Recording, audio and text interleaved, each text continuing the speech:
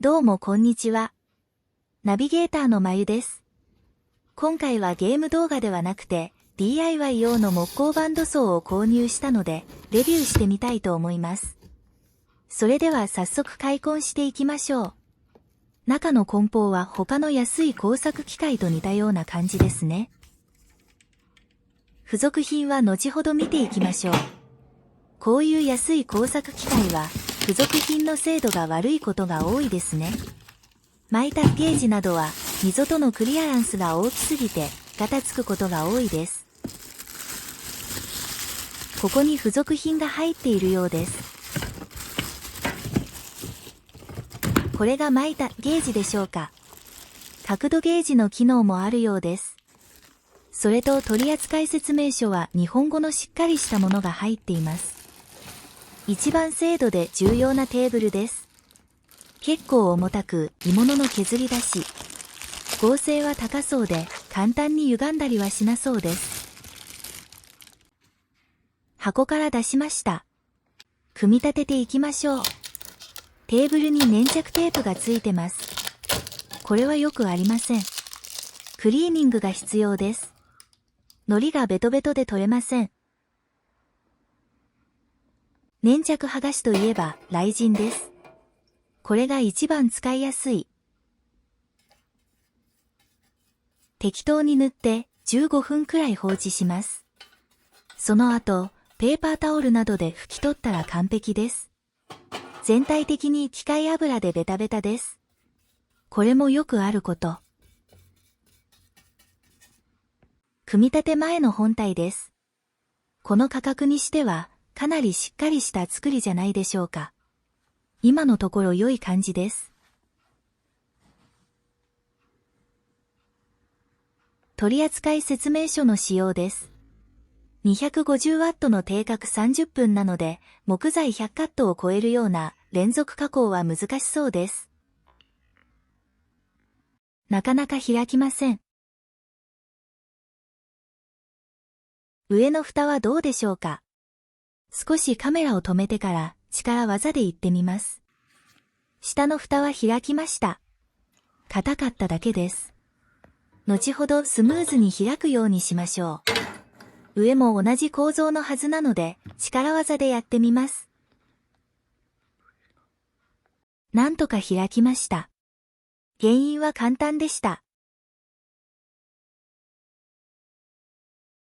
閉じた状態の金具が本体の鋼板に当たっています。ブレードは取り付けた状態で配送されてきます。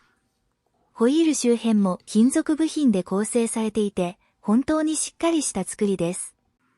この手の安物は重要なところにプラスチック樹脂など使用していて、耐久性や剛性に問題のある商品が多いんです。ここでブレードのテンションを調整できます。ブレード周辺を触るときは必ず電源ケーブルを抜いて作業しましょう。万が一、誤作動した場合、とても危険です。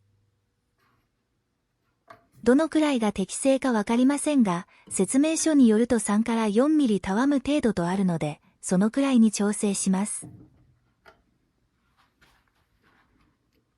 側面のこれは軌道調整ノブです。ホイールの中央に来るように調整し、固定します。後ほど電源入れて動かしてからです。さて、この製品で一番の弱点だと思った部分です。正直改善した方が良いように思いますが、一旦このまま進めていきましょう。先ほどのラベル剥がしが良い感じになったので、掃除していきます。結構ひどい状態ですね。骨が折れそうです。このプラスチックの押さえのような部品を固定しておくためにテープが貼ってあったようです。別の方法はいくらでもありそうですが、ある程度きれいになりました。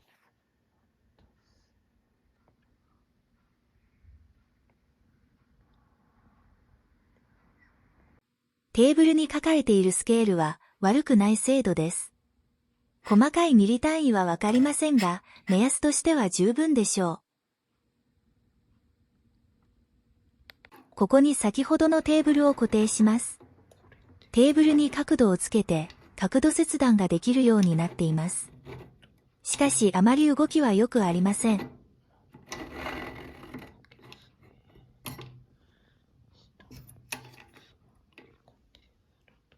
早速取り付けてみましょう。ネジ山が雑なのか、スムーズに入っていかない気がします。一番重要な部分ですので、外してグリス塗りとタップの切り直しだけやっておきます。グリスは適当にその辺にあったモリブデンの工業用の安いやつです。タップの切り直しは慎重にやってください。ここで失敗するとかなり面倒なことになります。切削油を吹きつけ、垂直に立てて無理やりやらなければよほど大丈夫でしょう。ボルトを回して違和感なければ問題ありません。4箇所すべて終えたら、エアーなどできれいにし、切削くずをきれいにします。ここで直角が出てれば問題ありませんが、どうでしょうか。大丈夫そうです。肉眼ではきれいに直角になっているようです。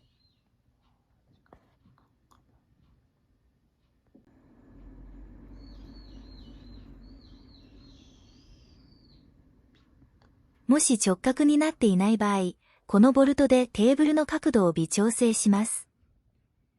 続いて45度の状態ですが、これは明らかな設計ミスでしょうか。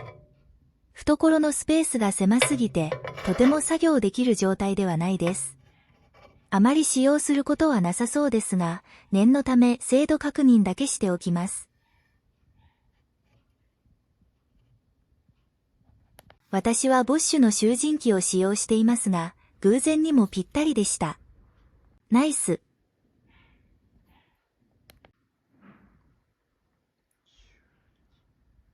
このボルトは何でしょうか。テーブルの左右の歪み防止でしょうか。どうやっても収まりません。これも設計ミスなのか、ボルトの入れ間違いなのか。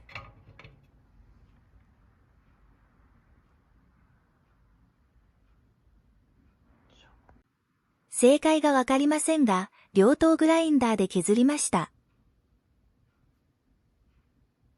続いて平行ゲージです。これは作りがチープです。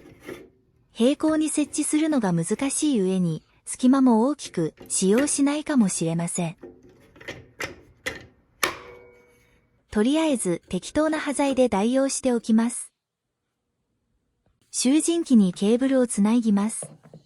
この集塵機は電源連動タイプです。ちゃんと動いてます。異音などもありません。付属のマイタッゲージを使用してみようと思います。レールとガイドの隙間がガタガタなので、日東の両面テープを剥離しつけたまま滑るように貼ってみました。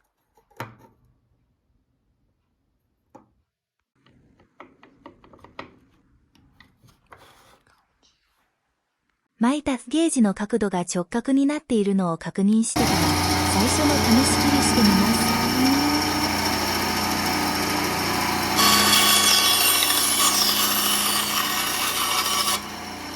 非常に軽やかに切断できます。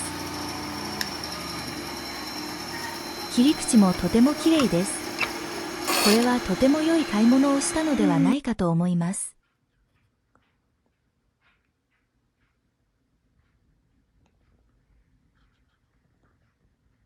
しっかり直角で切れてます。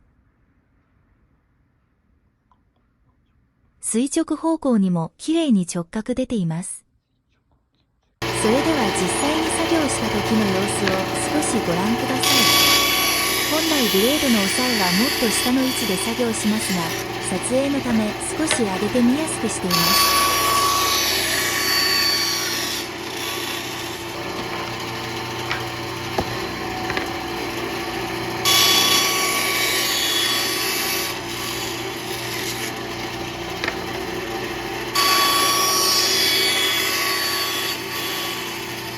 次続いて横位置の切断です。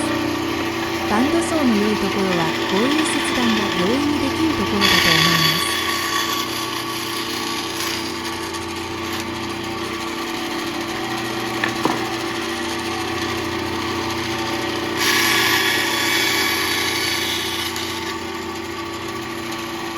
すごく綺麗にこんなカットができるなんて、コスパはとても良いんじゃないでしょうか。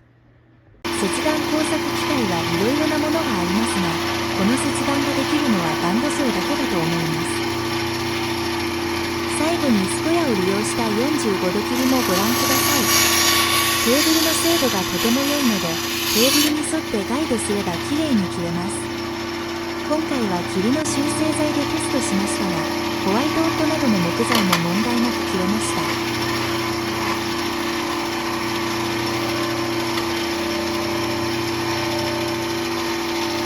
DIY 動画初めて作ってみましたが、いかがでしたでしょうか。